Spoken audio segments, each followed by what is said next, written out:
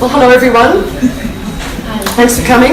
Thanks for getting up your Sunday morning to come and find out all about the end of the world. There's a lot of things we'd rather be doing. Before we get started, it's very important that we acknowledge that we are meeting on stolen land. This is the land of the Wurundjeri people, land that was never ceded.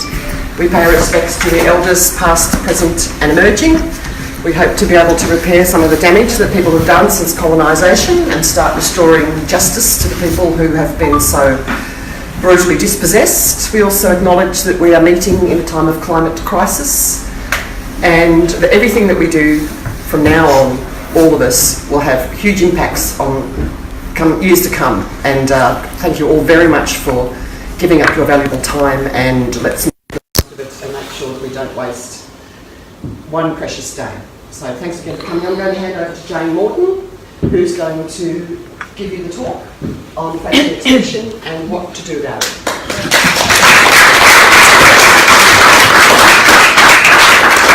Thank you. Good morning. Yes, thanks for giving up Sunday morning for a really depressing talk. But only the first half is really depressing. So I will try to time it so that it's precisely not more than half. It's really depressing. Okay.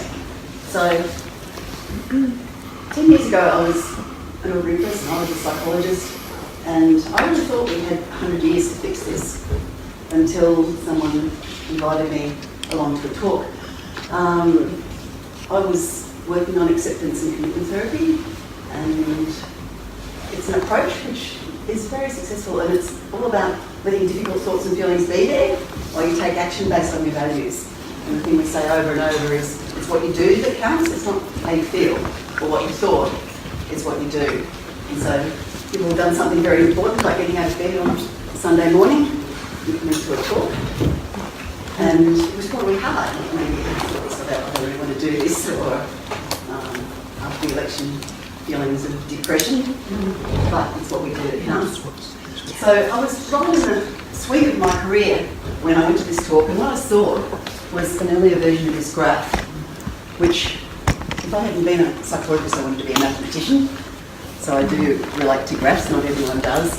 But the thing that struck me was basically the red line, which is the Arctic ice in summer, had fallen off the curve, which is the worst case scenarios. So that whole blurry bit there, the greyish bit, is the scientists' predictions, and somewhere around 2007 fell below the worst case scenario predictions.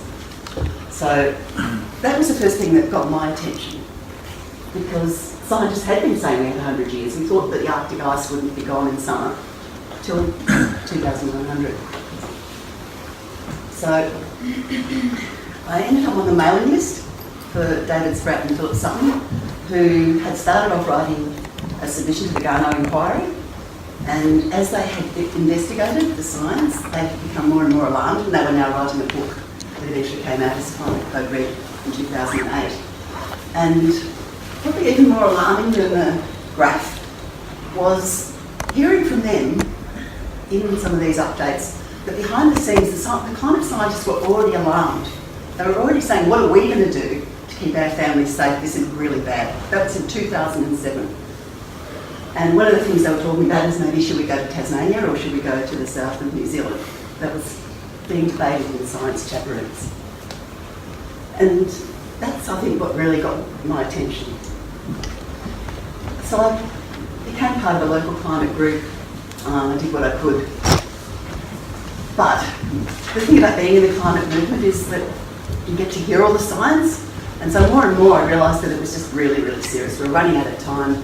We're in what people referred to as the critical decade, except it got sort of mangled so that critical decade started to just mean the decade we need to start doing something. But we already knew in 2010 that the critical decade was meant to be when we got to zero. It wasn't when we were meant to sort of tool around getting started. So I knew this, and halfway through the decade, I took long service leave and I just never went back. And as a psychologist, one of the things that interested me was that I could see that the message was just not getting through. I knew by now that the scientists were trying to say, this is really, really serious, but somehow the message was not reaching the public. And there's good reasons for that, and one is just a well-funded, well-orchestrated campaign of lies. So we know about that. Another that's been talked about quite a bit is something that James Hansen, eminent scientist from NASA, calls scientific reticence. There's good reasons why science proceeds very cautiously and why scientists are trained to really emphasise all the uncertainty and to take all the emotion out of their reports. Like James Hansen was actually refused publication of one of his articles just because he said that climate change was dangerous. They thought that was too subjective. He wasn't allowed to have it published until he took dangerous out of his paper. And this is very fine for most of science. You want scientists to be cautious and fact-driven and unemotional. But when it's an emergency, it's not great. And the other thing that I became interested in as a psychologist was a third problem, which I think was an under-recognised one, which is cherry-picking the psychology. So in the same way as skeptics, climate science deniers cherry-pick the science, I think there were people cherry-picking the psychology. And this became clear around an article that was published. I don't know how many of you saw this one. It's by David Wallace Wells. So he's deputy editor of the New York Magazine. And he wrote a paper called an article called The Uninhabitable Earth. How many people saw it, just out of curiosity? A few, okay. So you were one of 2 million who saw that article. And what he was trying to do was basically put the emotion back into the science. He talked to dozens of scientists, and then he tried to put into ordinary language the worst case scenario. And he did it very well. He wrote it in quite emotional, strong language, and it was shared and shared, and 2 million people read it. But the very next day, an eminent climate scientist and a whole lot of climate campaigners started criticising him. And there was one major thing he actually had on, he soon fixed that. But the main thing they were saying was not so much that he had factual errors, but this myth that has gone down through the climate movement for years and years and years now, I think 10 years. Fear doesn't work, that he should not have told the truth because it's too scary, and I don't know what people think is the alternative, but anyway.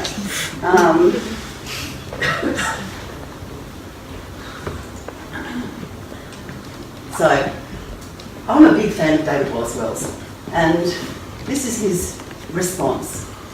He says it just doesn't seem plausible that there's more risk of scaring people too much than there is of not scaring them enough.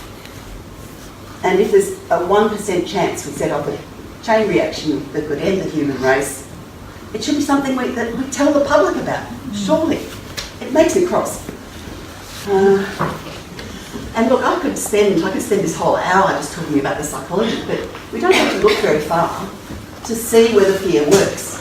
If you're trying to run a public health campaign on smoking, seatbelts, not sharing needles, anything like this, what do? You say, look, if you smoke, you could die, but you could quit. If you speed, you might kill someone, but you can slow down. If you don't wear seatbelts, you can fly through the window and become a paraplegic, but you can wear a seatbelt. It's always the same message, because it works. Tell people very clearly what the danger is, tell them that it is relevant to them, and tell them what they personally can do. So, there's not even any research on emergency messages. Like if fire is approaching a town, and the fire chief goes, oh, I better not tell people how bad this is because fear doesn't work. Well, it doesn't happen very often, does it? So when it's an emergency, there is no question that the way to tell people is to describe very clearly the danger and describe very clearly what to do about it. There's no debate about it. There's no research because anything else is a nonsense. And so I think a lot of, there's books and books and books written on the psychology of climate change messaging. And I think the vast bulk of it is written from the perspective that this is not an emergency. You've got to sort of jolly people along and give them hope and tell them positive stories. When it's an emergency, you don't go, oh, it's going to be so much fun in the evacuation centre. Let's go, get out of town or you die. Okay. So just some other general things about messaging. There is a whole booklet there, which is more to do with the message. One of the things we know about human action is that we're very, that's the emergency booklet, thanks. A lot of what makes us take action or not is to do with emotions. Things that we see, hear and smell come into the bottom of our brain where the emotions are, and that's sort of like a gateway. Is this important enough to get my attention? Is this important enough to get off the couch? And it's usually fear or anger or something, the possibility of great pleasure that gets us off the couch. There's other emotions like guilt, helplessness, hopelessness, distress, that mostly just only gets us off the couch to go and hide under the covers in the bed. So if we have a choice, we want to activate people, not depress them. On the other hand, the stuff that we're talking about is depressing, there's no doubt, and I think a lot of us are pretty distressed after the election too. So we need to make space for all of our emotions, but we don't want to push people into the ones that are going to be no help. If they arise, we need to make space for them, but we need to keep going. And the other thing left over from my work as a psychologist is that values-based action is the key. The main thing that will make people feel better is the sense that we are on the right side of history, that we're doing what's most important right now, and even if bad stuff and really distressing stuff is happening around, the feeling that you've done everything that you can is a very uplifting and satisfying one. So, now I'm going to take you through the science and the depressing stuff in a way that I hope gives you some sense of agency. So I'm going to take you through it, imagining that you are telling people about this rather than just leaving you roll on.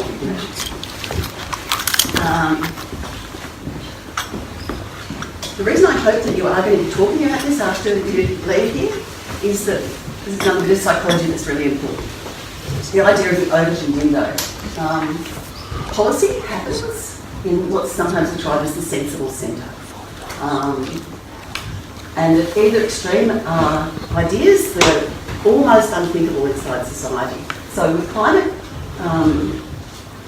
the sensible centre for quite some time has said, oh yeah, it's happening, we should sort of do something about it bit by bit. Our opponents have been a lot more effective than us at shifting the debate. They go hard on the end down there. Scientists are lying, it's a hoax.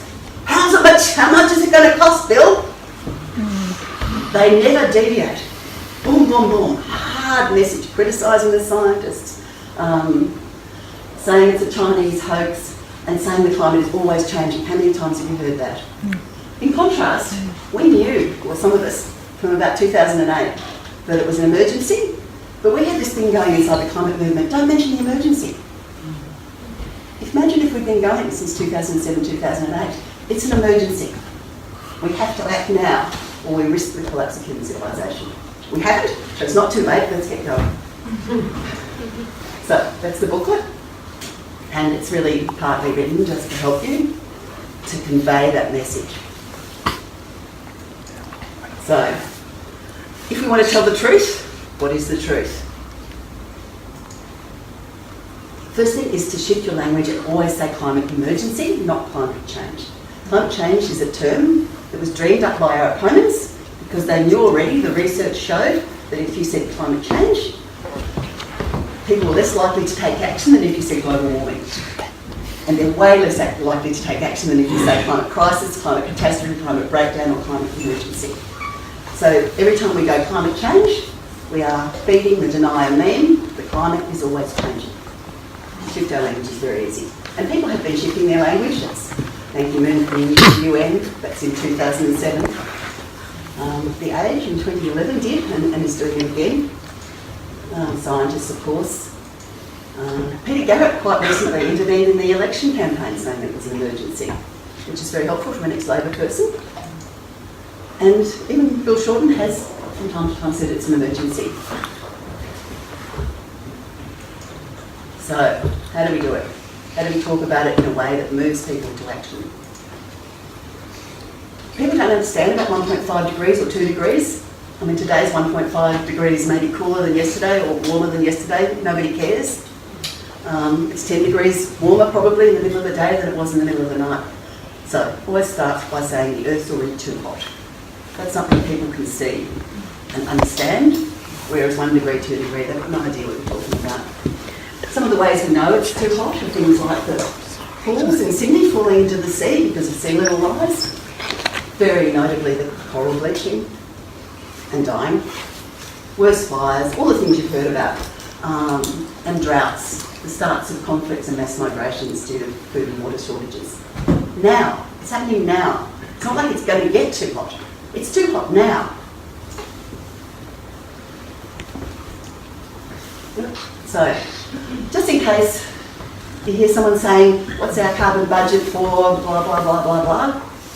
If the Earth's already too hot, what's our carbon budget? 0. We've gone too far already. How much more can we safely burn? 0. Nothing.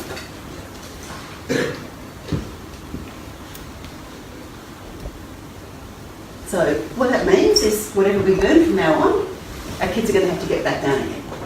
And there's ways of doing it, like with plants and things and things. But we've got to factor that into the cost because what's going up now has got to come back down again, plus some more to get us back to where it's safe. So yeah, you still hear people talking about 0 by 2050, our carbon budget for less than 1.5. This is just a comment from an eminent scientist. He's talking about how they arrive at those figures.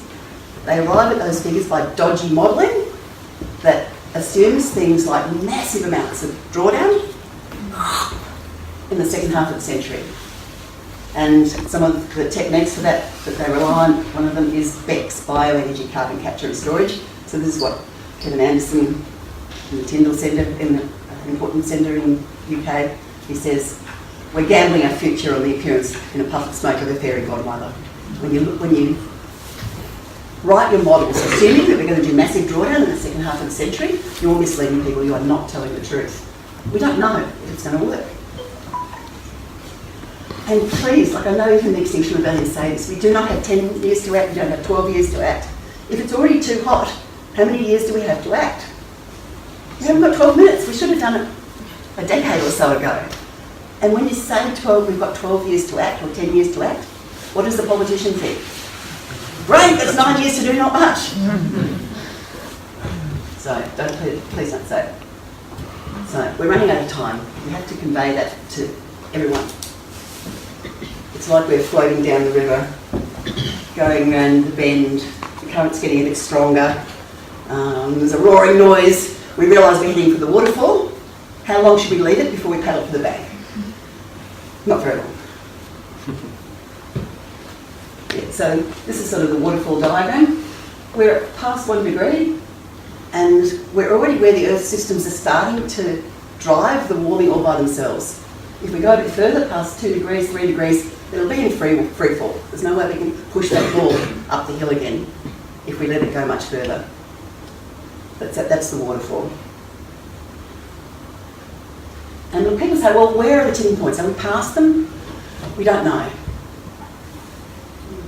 The thing with tipping points is it's like that little twig. You know it's going to break one day, but you don't know quite when. And you won't know until the boulder's crashed down a hill. So we don't want to wait and be sure where those tipping points are. We've got to reverse out of the danger zone. Because we're already triggering processes we don't know how to reverse. And one of them is changes in the ocean currents. We're slowing down this great current conveyor belt thing that takes warmth to the cool bits and the cool bits to the warm bits. It's slowing down because ice is melting on Greenland, and as the cold, fresh water goes into the sea near Greenland, this is slowing down. It's slowing down a bit. We don't know how to speed it up again. I think risk to slow it down more. So I'm not going to take you through all the depressing tipping points, you'll be glad to know. Because I think you probably know, I assume that's why you're here on a Sunday morning. I just wanted to say though that scientists again are trying to tell us, and they've introduced recently a new risk category called existential. But on an informal poll of people that were visiting my house, 9 out of 10 didn't know what existential meant. In fact, most of them said, is that something to do with existentialism? So once again, we have scientists trying to tell us we are risking everybody dying. That's what existential risk means, a risk to our existence. They're trying to tell us everyone could die, but they're using a word that most people don't understand. Anyway, we can tell them. Yes, it's not the meaning of life. Sorry. So, this is just one of the quotes. This is Professor Hans Schellenhuber. And this is how he sums it up. That we're reaching the end game where we have to choose. There's plenty of these sorts of quotes. Choose your favourite. You've got to take unprecedented action, or accept that it's been left too late. This is another way of just saying it might be too late. This is Will Steffen, the local Australian scientist, saying that even if we stay somewhere between 1.5 and 2 degrees of warming, we could already trigger a cascade of tipping points such that we can't reverse it. We could. It's not guaranteed. But why would you risk it? Most people don't know it's this bad. Somehow we have to tell people. So that's just it's a sort of more mathematical representation of the waterfall, where we've gone away from the safety at the top. We're heading down the waterfall with the high-house earth, but if we paddle hard, we can stabilise the earth back on a safe place. And that's if you like graphs. 3D complicated graphs. It's fairly that listing of the waterfall. Okay, so people talk about the reef dying and look at, it breaks my heart. It's a very sad thing, but we have to face up that it's not just corals that are dying. There's creatures of all kinds that are dying, whole ecosystems that are dying. We're in the midst of the 6th mass extinction. It's hard to see though, like the nature programs still show us all this nature, it looks so good. But all around us, creatures are dying. Insects are dying, including the bees. 200 species a day. 200 species a day. That's why Extinction Rebellion talks about an ecological and climate emergency, not just a climate emergency. The bees, they're probably more likely dying from pesticides. But they're still essential. It's still emergency, catastrophe. More people died in the heatwave before the Black Saturday bushfires than died in the fires themselves. It's another quiet sort of thing that's happening behind the scenes. People just dying of heat. And another one we don't hear as much about, because there's been a bit of a psychological cherry-picking thing happening. We've been told not to talk about national security in case it makes people right-wing, but in fact all around the world already, food and water shortages are driving wars, like in Syria, 3-year drought. Drove 1 million people to the city. Imagine if we had 1 million farmers in Melbourne, how much chaos that would cause. In India, in Bangladesh, the water's rising, and that's the low-level parts of Bangladesh. India's built a fence right around the edge. 80,000 troops patrolling it, 800 people a year getting shot, trying to escape the rising waters. Where are they going to go? Anyway, we're nearly at the end of the depressing bit. You're a bit late now. But first of all, we've got to just look a bit at extinction. We definitely don't want another extinction event. They take a really long time to recover from. And this thing about, oh, well, the humans will be gone, but, the planet will be happy. No, well, in these kind of events, it can even take the rest of the planet 10 million or so years to recover. So let's just not go there. This is the bottom of the... I'm sorry, this is really unsuitable for kids to talk. Hopefully you've got to stay in the room for at least the happy ending, which is the next bit. So could humans become extinct? Well, there's certainly a risk that human civilization will collapse. And it'll turn down on it ugly. This was Professor Lonnie Thompson back in 2010 saying, look, we're a pretty meek and mild bunch, us climate scientists, so why are we talking about the dangers like this? It's because virtually all of us in 2010 are convinced that global warming poses a clear and present danger to civilization. And people talk about adaptation to a 4 degrees warming world. Well, here's a couple of opinions. It's probably incompatible with an organised global community. Beyond adaptation, devastating for the majority of ecosystems. High probability of not being stable, just keep on warming. And only about 1 billion people there. We don't know. but a lot dead, there's no doubt. So, I of course thought, well, I'll prepare by retreating to Tasmania and get a little eco farm thing going there for my kids, until someone said, well, are you going to give them machine gun lessons too? Because if civilization breaks down, the fact that you own land in Tasmania, it will be irrelevant. So it's sort of bad news, well, definitely bad news, but it's sort of good news, because this is not something where the rich can ignore it and the poor will go under. The poor will go under first. But this is something where we are actually all in it together. There is no escape. It doesn't matter how rich you are. If human civilization breaks down, it is going to be miserable. And yeah, even though I can't go to Tasmania, so we're going Extinction Rebellion instead. So that's the end of the really depressing bit. What I'm going to do now is just give you literally 2 minutes to just say 3 or 4 words to a person sitting near you about your feelings at the moment, because I always feel bad doing the talk. I know it is really upsetting and really depressing, especially I think for young people. And I always feel bad, and I think some of the people crying, and I always feel bad. So this is just a moment though to connect with someone next to you and just say a bit about how you feel. If you're at home, maybe you just got to do it with someone at home or by yourself. And just say, did you know this stuff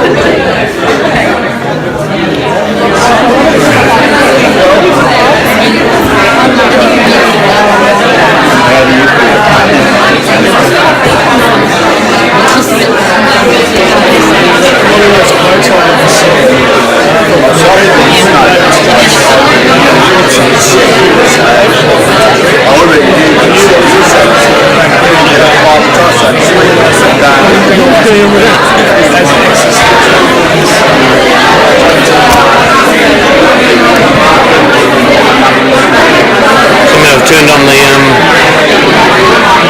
light. Where's it? Oh, is it turned on? Oh, it's gone. Turn it on.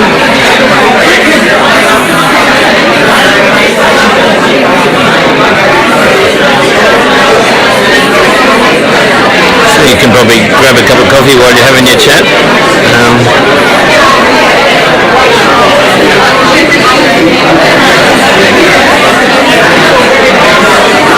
Very animated discussion here.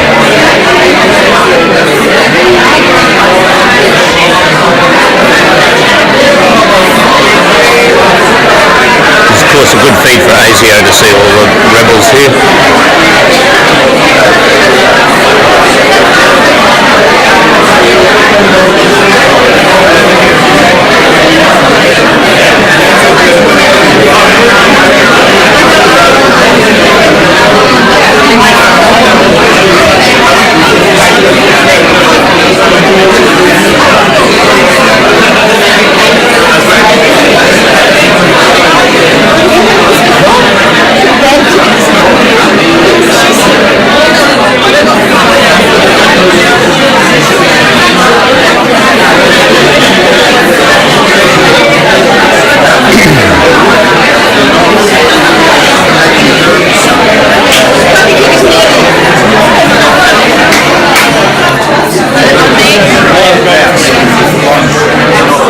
We're back to it, folks.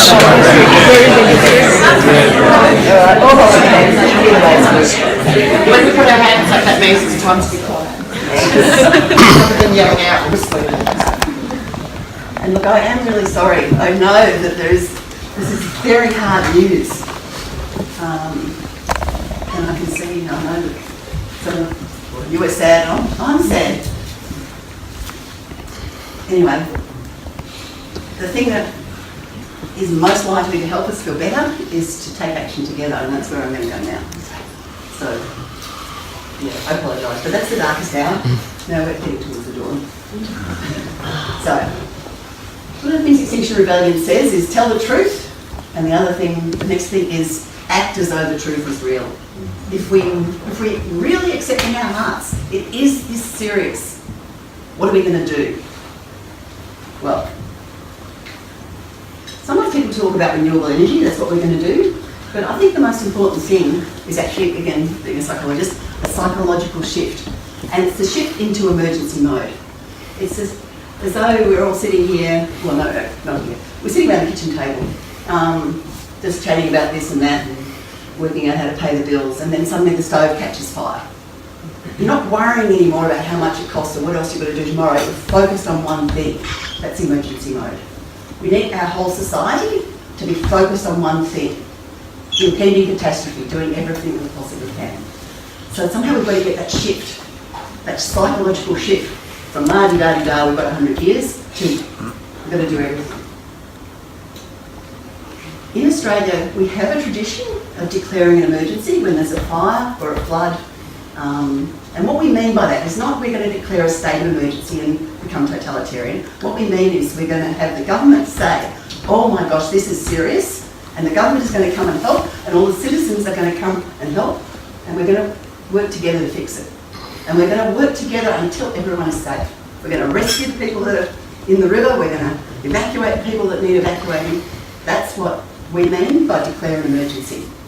The government and the people working together for the greater good. And actually in those times, you know, you haven't got your iPhone maybe and you haven't got your TV, but you have this deep sense of satisfaction even when you're covered with mud, because you're doing what's right and you're doing it with everyone else. And you don't go, oh, I'm from the left, so I'm not going to do the sandbags, you know, to stop the river riding. Oh, I'm from the right, I'm not going to do the sandbags.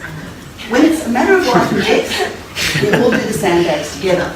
And again, I think that's a really inspiring and hopeful thing. Like we've seen an election where people obviously have been very divided on whether we need to take action and what kind of action. And there's been people going, oh, well, but I need jobs, and others going, oh, well, I need a safe climate for my kids.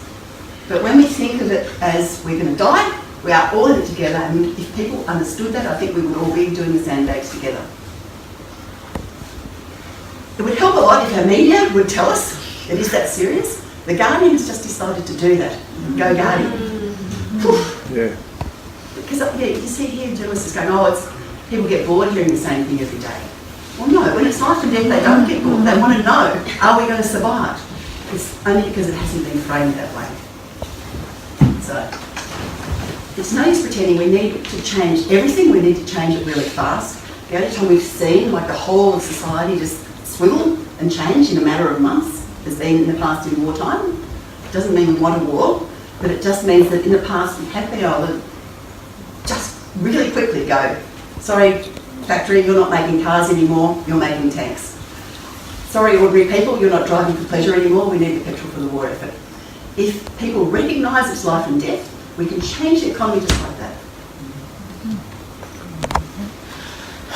Now we have allies around the world working on climate emergency, and one group that is working on it is the Climate Mobilisation in the US. They started telling the truth in 2015, and the way they did it was to say they wanted people to pledge to mobilise like in World War II.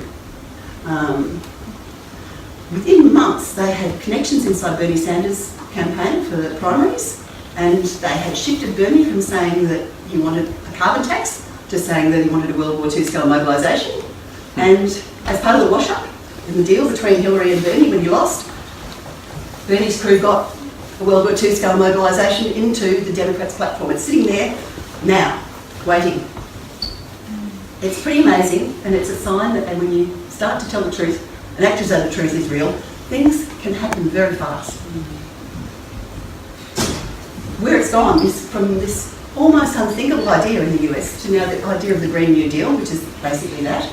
It's a just transition, it's job guarantees, but it's moving at emergency speed to completely transform the economy in 10 years. That's what a Green New Deal is. That's what they're talking about seriously as a policy option inside the US now. And I was at a Labor Party gathering. The Labor Party here is talking about the possibility of a Green New Deal. It's a World War II scale mobilisation by a nicer name. So, we do need to get to zero emissions. In Extinction Rebellion, we don't spend a lot of time, in fact we don't spend any, really, saying should we do this solution or that solution. An interesting point that Roger Hallam makes, who's one of the founders, is that it's actually solutions that divide. That's where you get into the arguments. So all that Extinction Rebellion says is we've got to get to zero as fast as we possibly can, so that's at 2025, and we'll let the people decide how that's done, talking to the scientists. But look, there's stacks of things we know that'll be easy-ish, and just make society a better place. In Australia, we've also been talking for quite a while about if it's too hot, we've got to do zero and go backwards, we've got to do drawdown. And there's stacks of things we can do with drawdown that are to do with just improving our farming practices, revegetating the land. Just total no regrets stuff. And what James Hansen, the NASA scientist, said is if we hurry and get to zero fast, before too many feedback loops are out of control, we can do most of the drawdown tasks and take us back into the safe zone with natural methods, with all the stuff we want to do anyway. If we go slow, that's where we get the young people's burden. That's where young people get to spend trillions of dollars trying to build machines to pull it back down, because the earth systems, the land and the forests, they're not working anymore. It's too hot and all the carbon's going out of the soil and the forests are burning. So they're trying to go against that with trillions of dollars on machines. If we hurry, we can do it with a better way. And look, bonus item, we're actually facing a soil emergency as well as a climate and ecological emergency. What the United Nations says is that we only have about 60 harvests left, 60 years, because we're destroying the soil. We're destroying the carbon in the soil. We're destroying the nutrients in the soil. And pretty soon it won't feed us. So we have to change how we farm. And the good news is, by changing how we farm so we can have food, a lot of the drawdown task can happen. As long as we're at zero emissions. It's not keeping on burning everything. Zero emissions and restoring soil so it pulls that excess out of the air. So, how are we going to do it? Well, we tried petitions, we tried even giant marches. I spent 6 months with non-government organisations helping organise the People's Climate March. Did it get us the declaration of a climate emergency? No. So, sadly not. So, the genius of Roger Helen and the crew in the UK is they had come up with a methodology that is proportionate to the problem. And it's destructive, peaceful, or rebellion. And there's some great political science from Erica Chenoweth, who's looked historically through all sorts of revolutions and rebellions. And what she found was, and she was initially thinking that the violent ones would work better, she found the non-violent ones worked better. And she found that if you just have 1, 2, 3% of people seriously mobilised out on the street, putting some serious time into it, you can change even an autocratic totalitarian regime. So I think that's very encouraging. But the bit I really liked is, this is the Roger Helen bit. He was an organic farmer who was going bust because of the climate changes just in the UK. And he went and started doing a PhD on political change. And this is sort of really his opinion. But looking at what he studied, he reckons that 500 people in jail or 5,000 people arrested is roughly equivalent to mobilising 1 million people to be on the street. And as soon as I saw that, especially having been involved in trying to organise the People's Climate March, I thought, wow, that is just so much easier. And that's what they found in the UK. Like doing talks like this and asking people, just trying to find that small percentage that are willing to be arrested, that are willing to do the really disruptive civil disobedience. It's so much easier than trying to get 1 million people on the streets. And plus we know 1 million people on the streets, we could do it, it would be really, really hard, and it probably still wouldn't work. So, this is very positive. Another thing I really love is, this is an idea from Paul Gilding, who's again one of our climate emergency people that's been working on it for a long time in Australia. And he says that it's not just climate tipping points that have got that waterfall thing, it's social tipping points as well.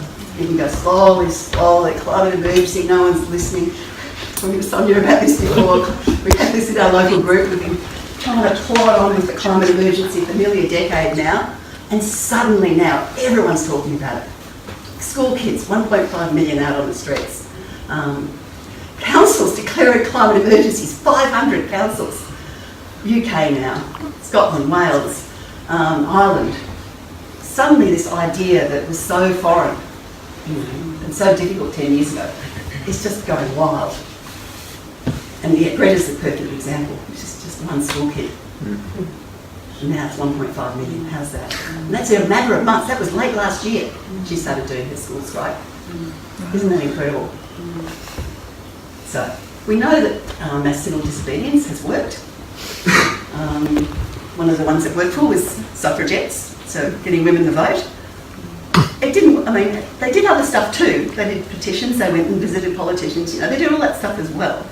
They laid the foundations with all that ordinary stuff, but they didn't tip it over into action until they were chaining themselves to railings and in fact throwing themselves under racehorses, just once. What Roger Hallam says about these movements is, it's not like everybody went, yeah, great, good on you, suffragettes locking on in front of Parliament. What they tended to say was, look, I don't approve of your methods, but I agree with your cause. So that's what we're aiming for. So yes, there's all sorts of examples. One of the ones I like the best is the Freedom Riders in America, after segregation was officially ended. Some very brave people from all sorts of different religious communities and walks of life got on a bus to ride a bus from the north of America down to the south, down to where black people were still being forced to wait in a different waiting area or eat in a different cafe, sit in a different part of the bus. And as they went down from the north to the south, they were subject to terrible sort of threats and violence and intimidation.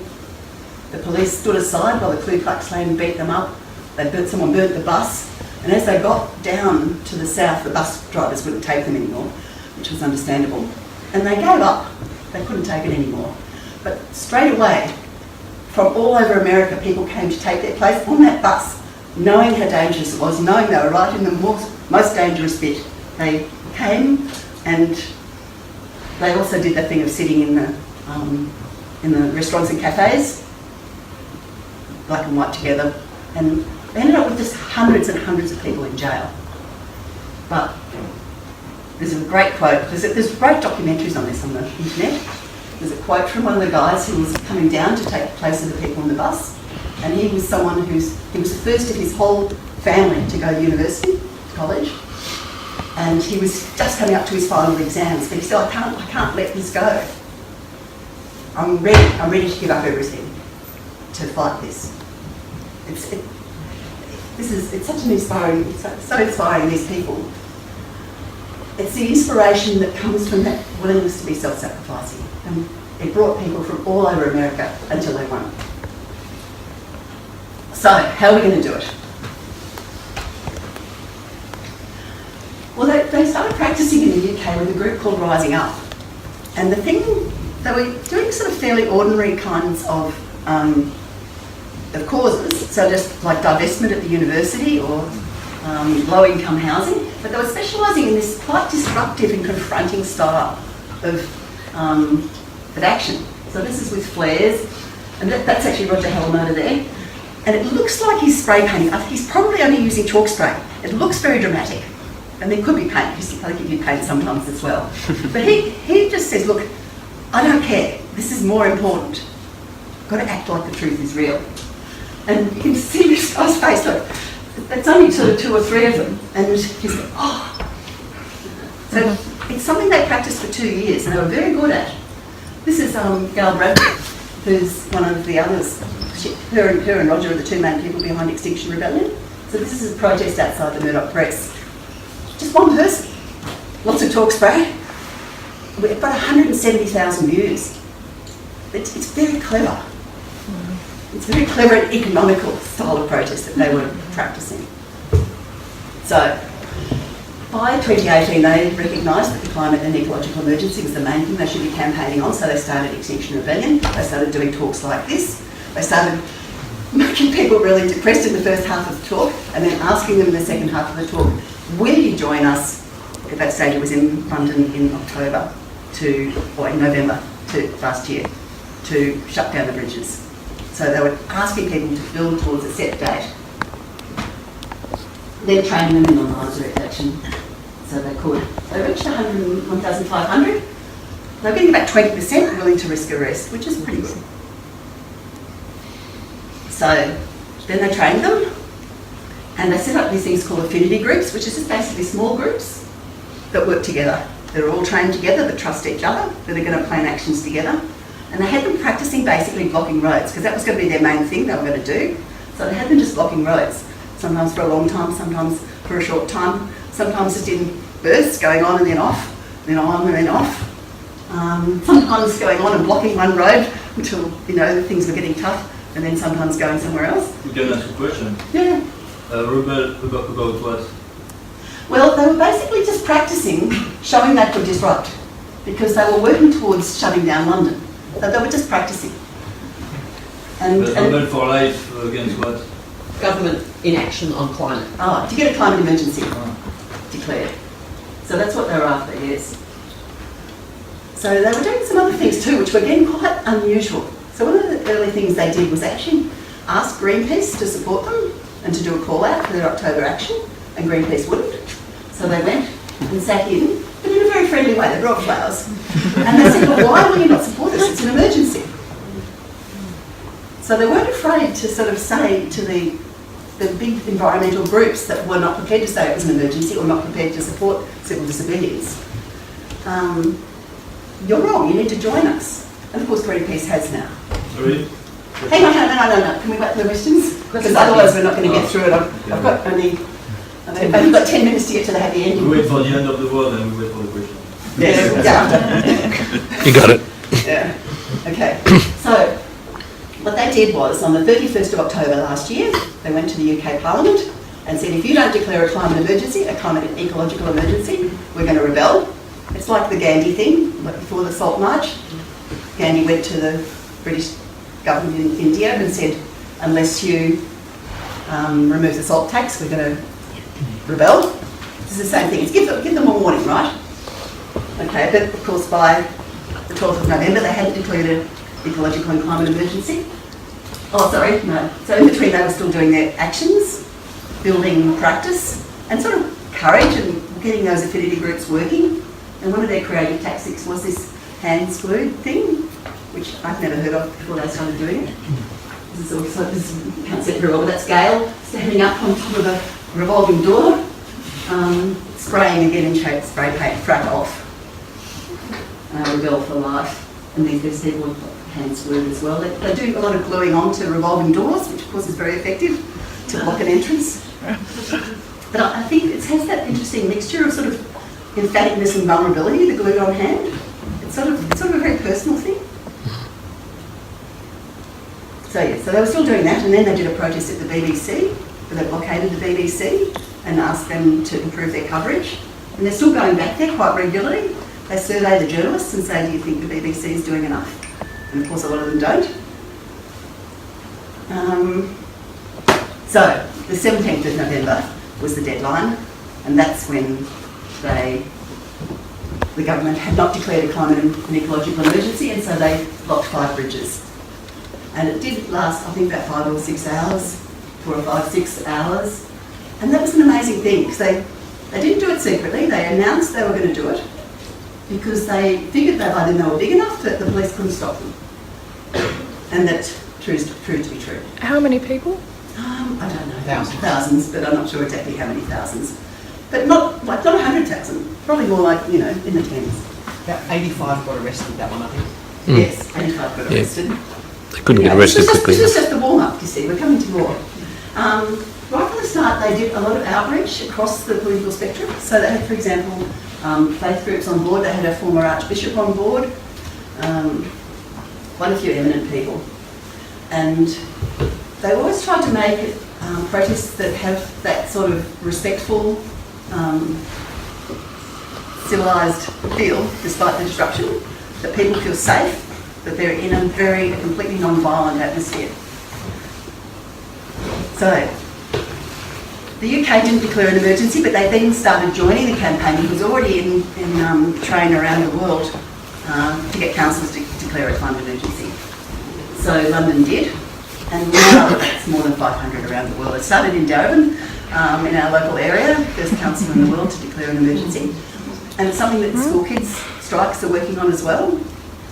So we've got lots of councils now. We've got kids working on schools declaring an emergency.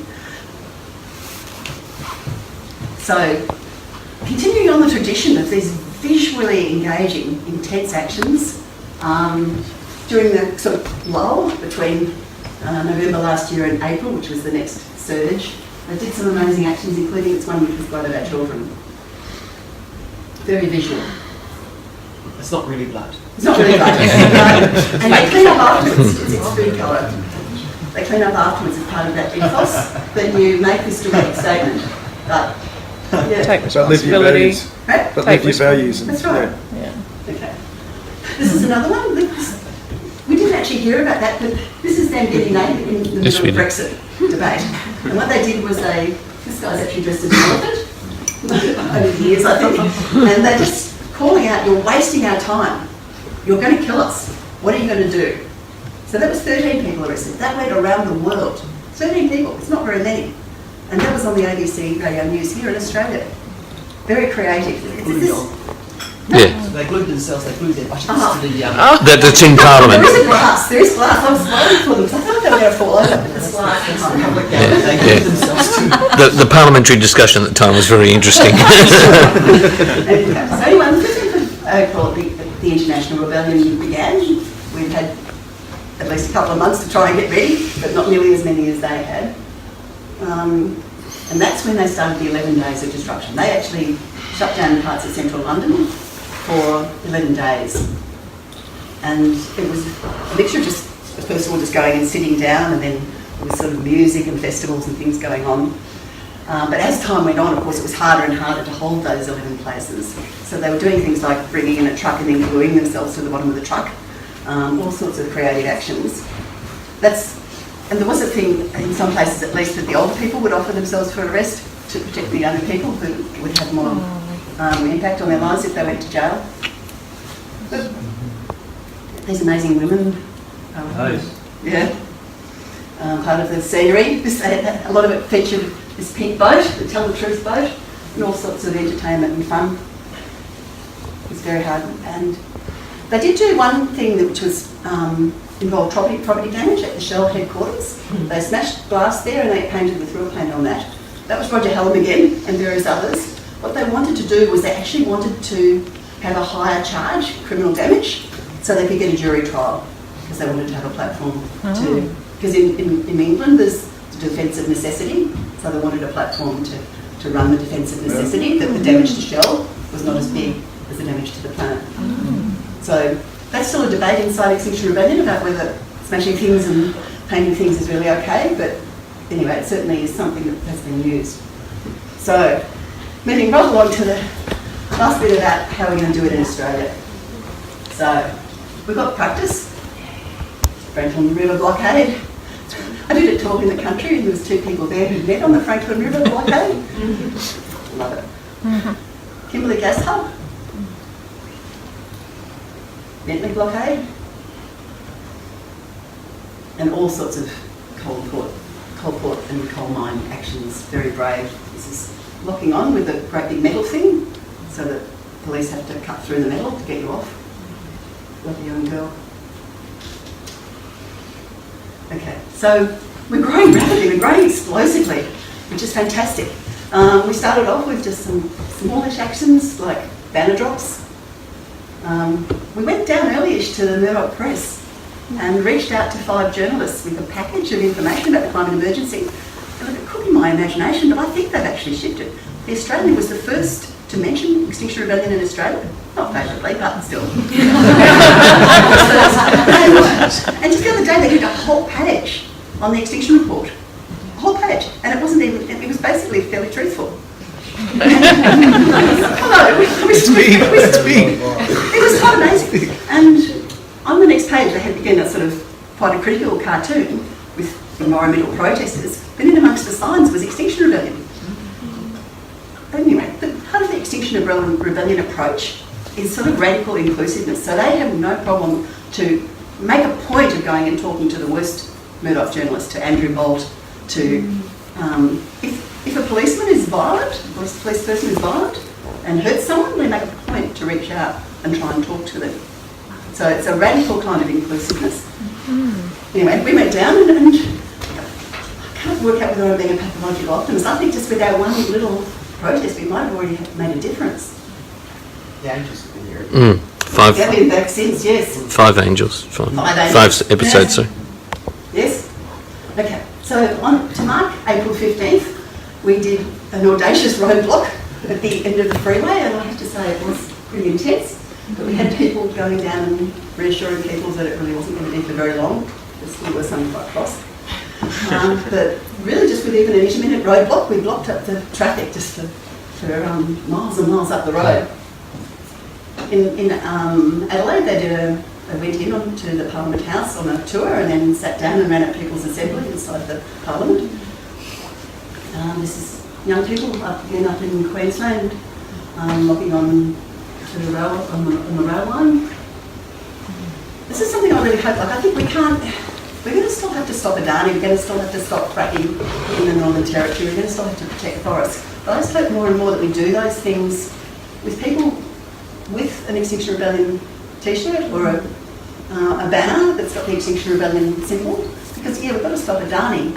But we've got to stop Adani because we need to declare a climate and ecological emergency and fix this. And I think we'll be more powerful if it's all under that banner. It's ubiquitous. And it's much more powerful message. Climate and ecological emergency.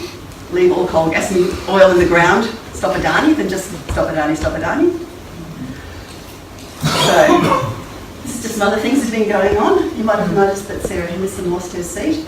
There was Extinction Rebellion active in Geelong, and I don't know who was doing all that climate emergency stuff. She made a mistake of arresting this 76-year-old woman. Late in the campaign, who'd been doing what she called persistent presence outside of Sarah's, part of the Fridays for Future. So Sarah arrested her with some Extinction Rebellion folks. One of them could be here this month. Yes, so that was fun. Part of the Extinction Rebellion sort of way is, this is stenciling, is to actually do it and to confess. Like not to do it with your hoodie and then run. Because the essence of it is to have some element of self-sacrifice, that people are prepared to be arrested. They're not just putting their hoodie on and running. It's a lot of fun, I would have to say. It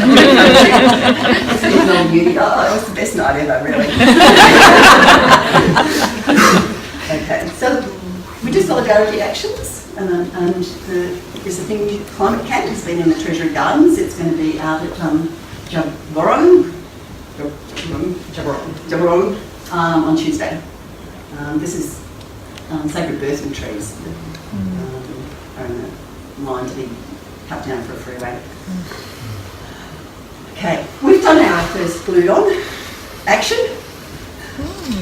This was at the Institute for Public Affairs during the election because they're like a think tank that funnels fossil fuel money into putting extreme right ideas into the Liberal Party and just basically impeding action. It turns out it is quite hard to get arrested down here in Melbourne. So that's we rolled for 2 or 3 hours and did nothing to arrest them until one brave young woman who'll be here later did actually just paint on the steps, and then they arrested her. I was police liaison and they said, we've got more shifts than you, we'll just wait you out. So yeah, you can do quite a range of protests in Melbourne and not get arrested.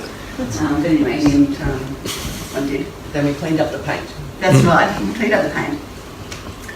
So, this was our action on Friday, organised with 3 or 4 days' notice, and it was fantastic. This is Die-In in Central Bourke Street, and lovely banner. We're all in this together, amazing dress-ups. How many people were there? Well, it was thousands, but I was there, but they didn't report. They reported like hundreds. Yeah, mainstream media said hundreds of people laid down. I know. Yeah. Yeah, I was there and I saw thousands, but they reported 5,000. hundreds. Yeah. I saw thousands in the media. In the media. Anyway, it was all over the media, which is just fantastic. Just let me finish the happy story for the people who are at home, and and then we'll have a little break together and we can discuss. So this is the demands. And the first one is tell the truth. And part of telling the truth, and the government telling the truth, is to declare a climate and ecological emergency. And work with other institutions to tell people it really is that serious. The next bit is to act as though the truth is real, That's the 0 by 2050, 0 by 2025, and halting biodiversity loss. And the third one is the democracy one. Like, we don't want declaration of emergency that leads to totalitarianism. We've got to have the whole thing controlled by a citizens' assembly. And it's got to be about climate and ecological justice, not about the same people suffering again that have suffered through this broken political system up to now. So I have been sort of saying, the essence of Extinction Rebellion protests is this respectful air. Like, people are unashamedly friendly to the police, which is controversial in some circles, and pretty much the police are friendly to us. In the end, if we're going to disrupt the streets and try and shut down the city for a long time, we don't want the police subjecting us to violence, and we're more likely to achieve that if we're respectful and friendly.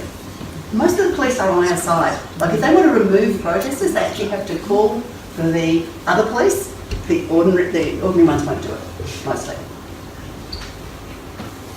We had currently in London police crying as they removed protesters. They didn't want to. At one point I was in a protest at State Parliament, and where we locked on to a ladder, brought a ladder in and then locked on, and the policeman was saying, look, I want to tell you that I'm not asking you to leave, as in I can't now charge you with trespass, and I can't express a personal opinion, but I want you to know I have a daughter. And this is very, very typical. Plain police are ordinary people, they have kids as well. So, disruptive, sacrificial, non-violent, and decentralised. The interesting thing is this is a classic swarm type organisation where people in the UK give us a whole lot of ideas, give us the central demands, give us some central principles, and then let us loose. We're running loose, running free here in Australia, because it's decentralised. And each time we start with, say, like arts coordinator, training and outreach coordinator. These groups, as it gets bigger, keep on splitting and splitting and splitting. So there's more and more coordinators, and each of those little groups is autonomous, semi-autonomous, with a mandate. So it's quite unusual. It's a peaceful version of Al-Qaeda and ISIS, isn't it? It's an organised version of Occupy. Okay, so the central tactic, like I said, is to create so much disruption that the government is forced to negotiate. It's not to solve every little bit. I'll come to the question. I'll just wait till I finish the thing, the Facebook Live, hopefully just outside the 1 hour time. I know. Okay, so the important thing about the happy ending is that it did work in London. 11 days of disruptions, a Conservative government came to negotiate, and they passed the declaration of an environment and climate emergency, which is not to say it's over. Now they've got to campaign and get the People's Assembly, and they've got to get the action that goes with the words. But that's the first country in the world. In 11 days they did it. How cool was that? So, it's fantastic also to have Greta, just a magician when it comes to the emergency message. Don't you love this one? Absolutely. I want you to panic. I don't want your hope, I want you to panic. I want you to feel the fear I feel every day. I want you to act. I want you to act as you would in a crisis. I want you to act as if the house is on fire, because it is. She's managed to sum up everything I've said in just a couple of So we have to sentences be there. here. We have to be here. Yes. We Yeah, have to feel here. that's right. You have to feel what's real. Okay, right. And we have to act. So, right. what I'll do now is I'll say goodbye to the people who are on Facebook Live, but not before you think yourselves, people on Facebook Live, are you willing to help us? We need you. Not everyone, like I said earlier, has to get arrested. There's 10 or 20 people that need to support every person that's prepared to get arrested. So this is not even the beginning of all the other ways you can help. Money's good. There's people that we need to do outreach, we need to do talks, we need to do social media, all sorts of art projects. So Money is good to be here. money is good, just to pay for all the banners and things in the room. Anyway, so I'll say goodbye to the Facebook Live people. How do they get in touch? They get in touch by having a look at the next overhead. The easiest way is if they sign up at ozrebellion.earth, I hope they can see the bloom and anyway, it's ozrebellion.earth. And join our Facebook group by answering the 2 questions. You'll be in limbo land forever if you don't answer the 2 questions. Okay. So I'll say goodbye to them. See you folks, thanks for watching.